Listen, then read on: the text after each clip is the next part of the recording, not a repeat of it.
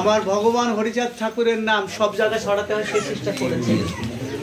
এবং এখানে আপনারা জানেন যে এই শ্রীধাম ওরাকান্দিতে উনি আরও অনেককে নিয়ে এরশাদ সাহেবকে এনেছিলেন এবং পরবর্তীতে আমার ঠাকুরের নামে ঐচ্ছিক ছুটি, যদিও সেই ছুটিটা প্রথমে ছিল সরকারি ছুটি, কিন্তু বাবু সুনীল গুপ্ত সেটা উনি হতে দেননি। তো সেই এই দুটো বই উনি গত 24শে জুন 2024 তারিখে উনি ঠাকুরের শ্রীচরণে স্থান নিয়েছেন।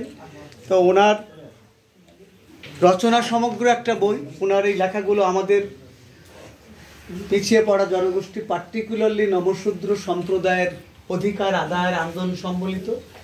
আর কার্তিক ঠাকুর সম্পর্কে তার যে সমস্ত সহযোদ্ধা ছিল, তার যে সমস্ত কাছের মানুষ, তারা কমেন্টস করেছে। এখানে 49টা লেখা আছে। একটা কীর্তিমান চন্দ্র ঠাকুর স্মারক গ্রন্থ,